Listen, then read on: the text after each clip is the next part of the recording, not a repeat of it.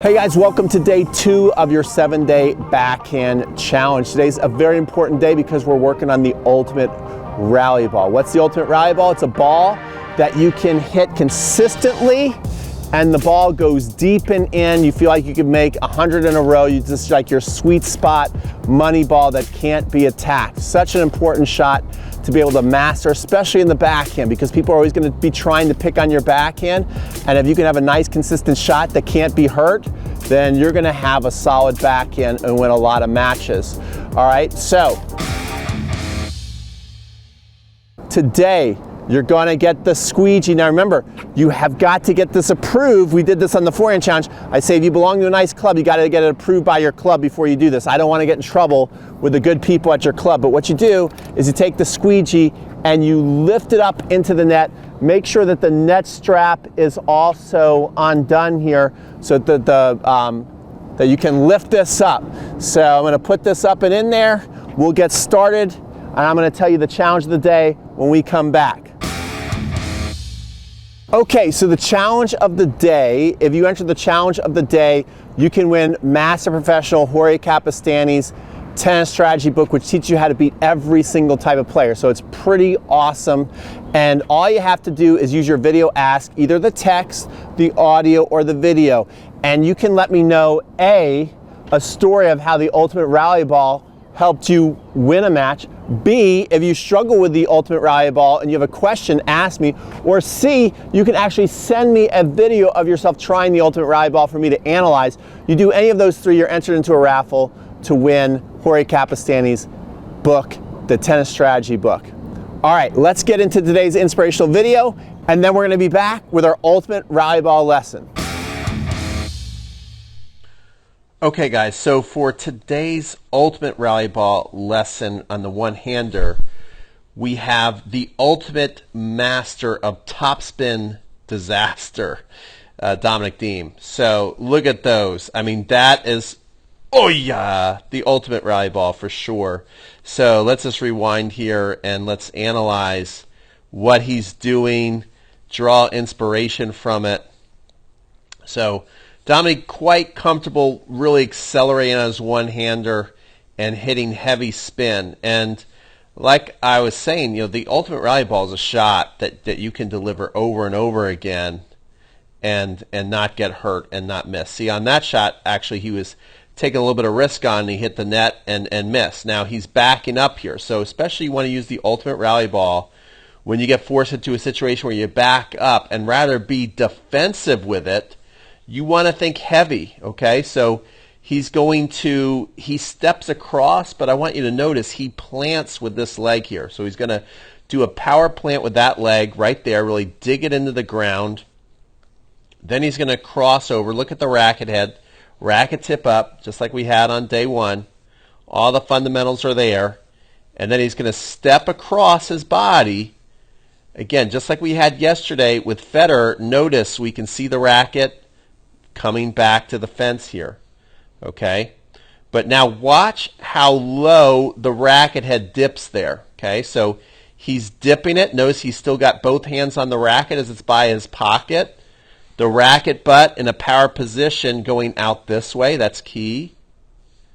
And then he's really going to lift up. You can really see him anchor that back leg, convert onto the front leg. So now he's got even that back leg in the air, lifting, but notice how he doesn't, even though he's back there way against the fence, he's still going to be offensive with it, steps in, brings that back leg around to anchor himself. So rather than like hitting and falling off the back foot, we can see he transfers his weight to the front foot, then anchors the back foot again, and he's going to use that leg to push him back into the court, because that's another thing you want to do. You're hitting this ball higher so you can regain court position, which he's doing here. So he moves in. His person he's playing with, his hitting partner, hits another heavy ball deep. But again, look at Dominic. He's reacting. He's not just waiting for the ball. The ball is bouncing. He's making sure that he's getting a lead on it. That's one thing that's key. Make sure you get ahead of the play. You don't want the ball bouncing up here to your head and then you're finally starting to move, and then you're having to tap the ball above your head, which I see a lot of recreational players do. So again, he really settles this back leg in first. That's key. Set that back leg in first so you can push. He's even pushing and kind of hitting off the back foot, but he's still pushing forward with that. So he's really giving this ball some real arc, okay? Digging his body down and then really lifting because he wants extra heavy spin on that. Notice what this back leg does, though. Again, it anchors here.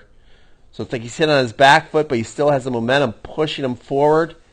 Digs in forward again into the court, but his hitting partner is going to keep playing that heavy ball at him. So right now, they're basically in an ultimate rally ball war here.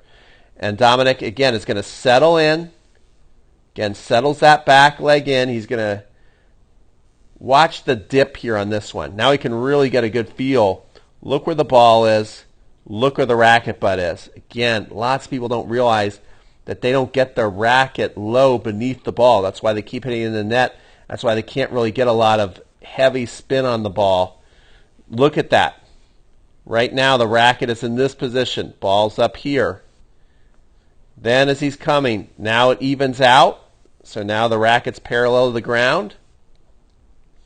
And big lift. You can really see him using his legs, using his core. Look at the massive follow through and separation in the arms.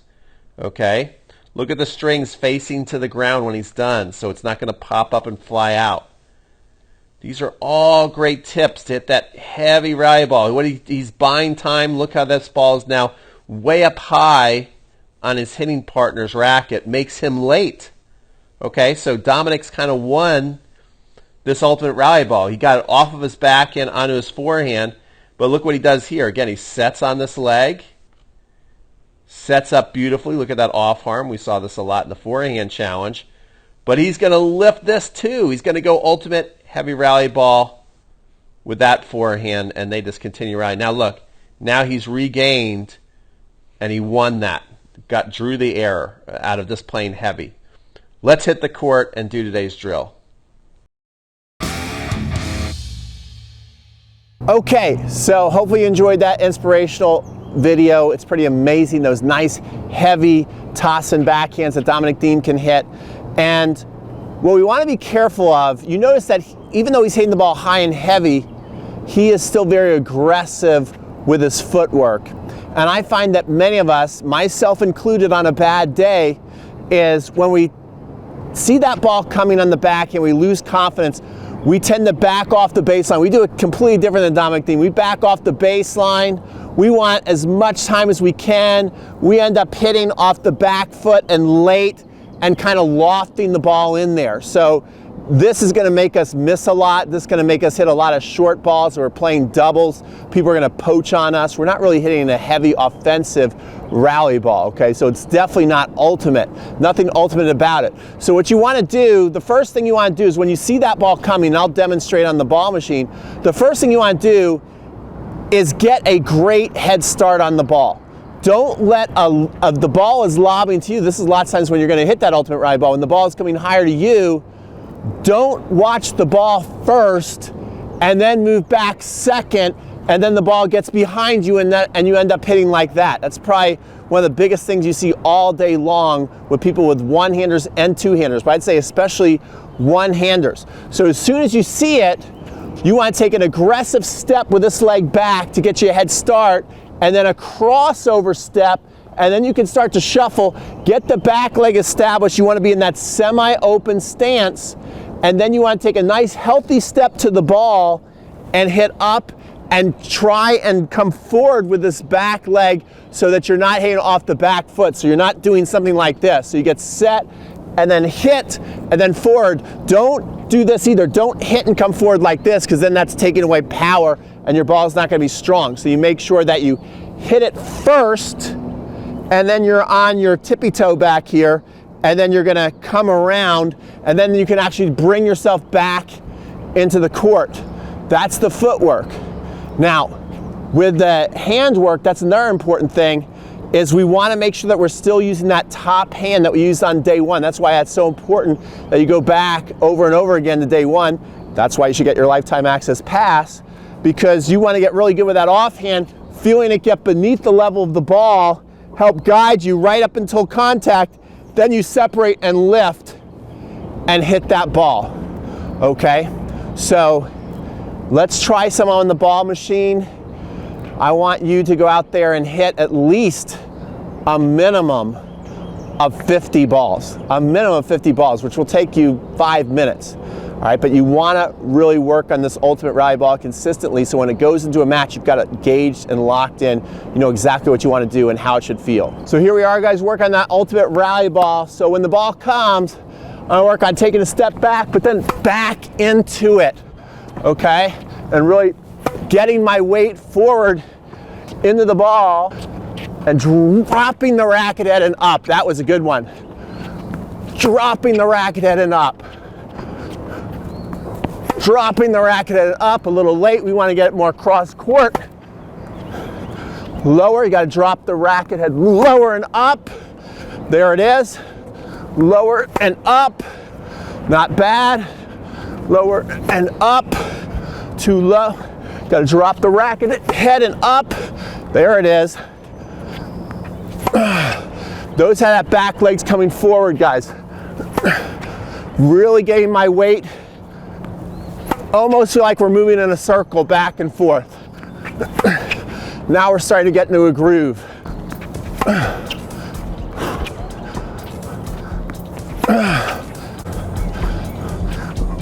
There it is.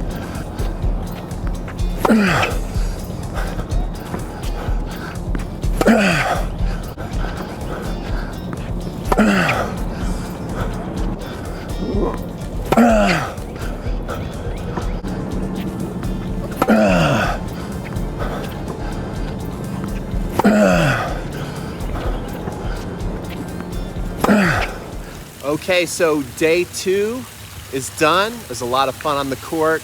Now it's daytime, getting ready to go get a smoothie. And join me tomorrow, day 3. We're gonna master the midcourt. So now we got that big, heavy rally ball on our forehand and our backhand. And we're gonna get a lot of short balls. So we gotta be ready for tomorrow. Make sure to use your video ask, join the challenge, and let's keep going, guys.